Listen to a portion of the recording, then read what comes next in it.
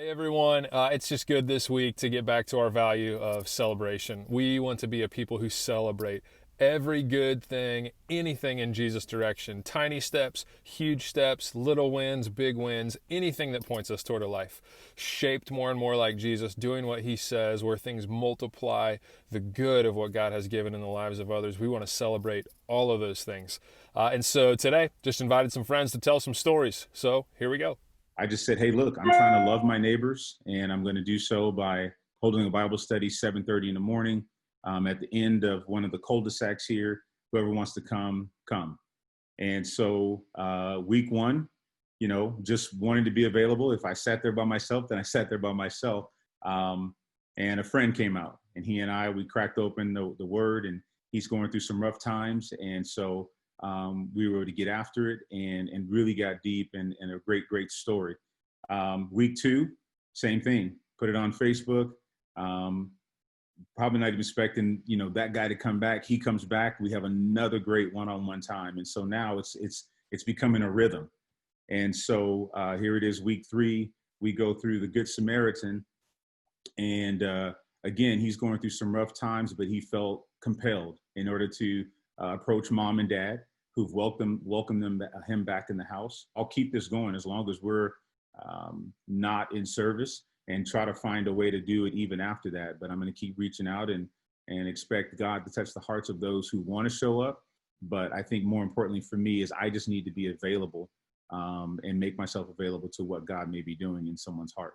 So when we as a church put out the I Can Help page and started leaning into trying to help foster families, it was something that God clearly said that he wanted Lexi and I and our boys to do. And so when we did that, we got paired with somebody, and we reached out to her and asked her, when we could come and when the best time to bring stuff would be. She said his birthday's coming on Friday, and I would love, even if you could bring some cupcakes, that would be more than enough.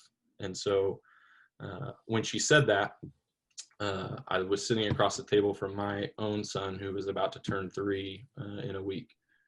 And God just spoke clearly to my heart and said, treat him like you would treat your son. What was really cool about that is we invited some people that we're close to, and we asked them if they'd want to join in. And we had about 7 to 10 other people that all showed up with multiple presents and cupcakes and balloons and a card. And it was awesome. And we got to sit on their porch and watch him open presents and sing happy birthday to him and then pray over them. And the really cool thing was just hearing her. Probably the bigger part for her is she was like, I sometimes can just feel alone in this. My family's far away, and I thought nobody was going to be here to see this and celebrate this. And now not only was it seen, but it was celebrated in a way I never thought possible. And so it was just a really awesome opportunity that God took our step out, and he even took it a step further of using something that was so near and dear to us to draw us even further in and to call us to something different. Hey everyone, my name's Doug Parks, and I just wanted to tell you about a good friend of mine had this great idea that we pulled off on this very street a month or so ago.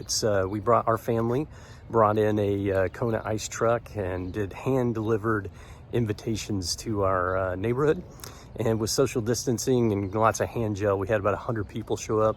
The energy in our neighborhood and relationships that are being formed are off the charts. We've had, in a cool thing of multiplying, we've had several neighbors do more. One did a slider truck a couple of weeks ago, and then a popsicle truck, and I think tonight's a pizza truck. So we're thinking about this next idea to multiply and doing a pay it forward cookie drop kind of thing. So hope you got some creative ideas out there too.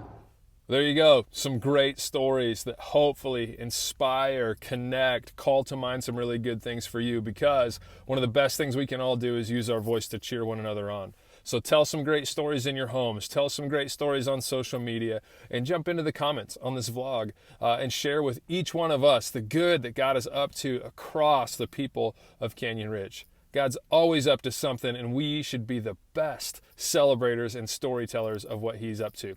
Can't wait to hear what's going on with you. We'll see you soon.